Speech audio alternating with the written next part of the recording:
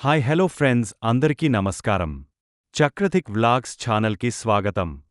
మరి ఆలస్యం చేయకుండా ఈరోజు వీడియోలోకి వెళ్ళిపోదాం. బ్రిటిష్ వాళ్ళు మన దేశాన్ని 200 ఏళ్లు పాలించారని మనం చాలా కథలు వినే ఉంటాం గదా. రైల్వేలు కట్టారని, ఇంగ్లీష్ నేర్పారని ఇలా చాలా చెప్తారు. కానీ ఆ కథల వెనుకున్న అసలు ఆర్థిక నిజాలేంటి? ఈరోజు మనం ఆ వాస్తవాలను ఎట్టు లోతుగా పరిశీలిద్దాం. ఒకప్పుడు అంటే సుమారుగా 1600వ సంవత్సరంలో ప్రపంచ ఆర్థిక వ్యవస్థలో మన భారతదేశం వాటా ఎంతో తెలుసా? ఏకంగా 23%. అంటే ఆలోచించండి, అప్పట్లో మన దేశం ప్రపంచంలోనే అత్యంత సంపన్నమైన ప్రాంతాల్లో ఒకటిగా ఉండేదన్నమాట. కానీ 1947 వచ్చేసరికి, అంటే బ్రిటిష్ వాళ్లు మన దేశాన్ని వదిలి వెళ్లే టైంకి ఆ 23% ఎక్కడికి పడిపోయినో తెలుసా? కేవలం 3%కి. ఊహించండి, ఎంత దారుణమైన పతనమది.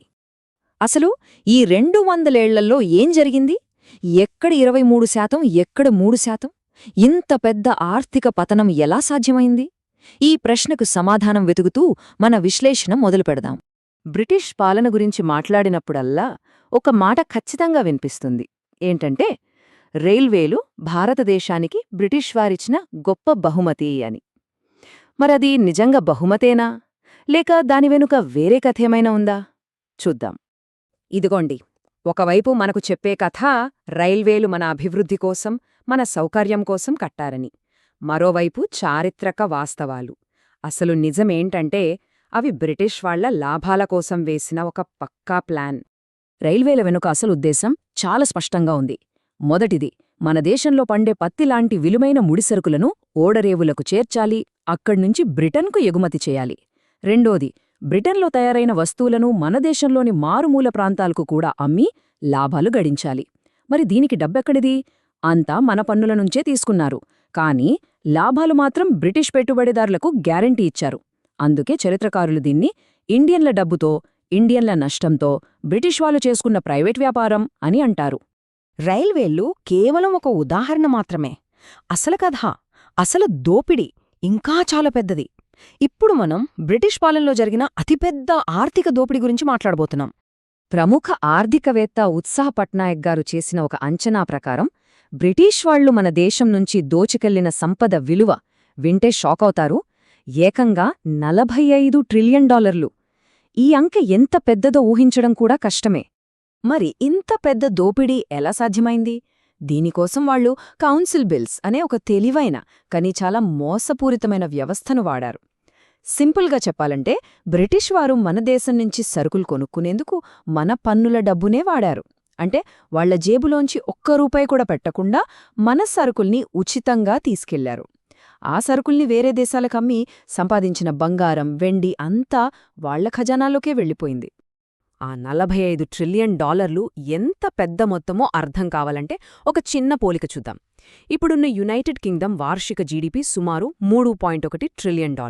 అంటే వాళ్ళిప్పుడు ఒక సంవత్సరంలో సంపాదించేదానికంటే దాదాపు 15 రెట్లు ఎక్కువ సంపదను ఆనాడు మన దేశం నుంచి దోచుకెళ్లారన్నమాట. ఆలోచించండి, ఎంత భారీ దోపిడీది. అయితే ఈ $45 ట్రిలియన్ అంకెపై కొంతమంది ఆర్థికవేత్తల మధ్య చర్చ జరుగుతూనే ఉంది. కరెక్ట్గా ఎంత అనేది పక్కన పెడితే ఒక విషయం మాత్రం చరిత్రకారులందరూ ఒప్పుకుంటారు. అదేంటంటే, భారతదేశం నుంచి భారీ ఎత్తున ఒక పద్ధతి ప్రకారం సంపద దోపిడీ జరిగింది అనేది మాత్రం నిజం. సరే, ఈ అంకెలు, ఈ లెక్కలు ఒక ఎత్తు అయితే, ఈ ఆర్థిక దోపిడీ వల్ల కోట్లాది మంది భారతీయుల జీవితాలు ఎలా నాశనమయ్యాయో కూడా చూడాలి. ఇప్పుడు మనం ఆ మానవ మూల్యం గురించి మాట్లాడుకుందాం. ఒకప్పుడు భారతదేశ వస్త్ర పరిశ్రమకు ప్రపంచవ్యాప్తంగా ఎంత పేరుండేదో తెలుసా? ప్రపంచ వస్త్ర ఎగుమతుల్లో మన వాటా ఏకంగా 25%. కానీ బ్రిటిష్ వాళ్లు వాళ్ల మిల్లుల్లో తయారైన బట్టల్ని మన దేశంలో అమ్మడం కోసం మన చేనేత పరిశ్రమను పద్ధతి ప్రకారం దెబ్బతీశారు. ఫలితంగా 1900 వచ్చేసరికి మన వాటా 25% నుంచి కేవలం 2%కి పడిపోయింది. మన చేనేత కార్మికుల నైపుణ్యం గురించి చెప్పాలంటే, వాళ్లు నేసిన ఢాకా మస్లిన్ చీరను ఒక అగ్గిపెట్టెలో మడిచిపెట్టచ్చని ఒక బ్రిటిష్ అధికారి స్వయంగా రాశాడు. అంత అద్భుతమైన కళాది. అలాంటి పరిశ్రమను వాళ్లు నాశనం చేశారు. ఇక 1943లో వచ్చిన బెంగాల్ కరువు. దీనివల్ల దాదాపు 30 లక్షల మంది చనిపోయారు. దీనికి యుద్ధం, ప్రకృతి వైపరీత్యాలు కారణమని బ్రిటిష్ వాళ్లు చెప్పారు. కానీ చారిత్రక ఆధారాలు ఏం చెబుతున్నాయంటే ఆ సమయంలో ప్రధానిగా ఉన్న విన్స్టన్ చర్చిల్ కరువుతో బెంగాల్ ప్రజలు అల్లాడుతున్నా సరే ఇక్కడ నుంచి ఆహారాన్ని సైనికుల కోసం మళ్లించారు. బెంగాలీల బాధల గురించి చాలా చులకనగా మాట్లాడారని రికార్డులు కూడా ఉన్నాయి.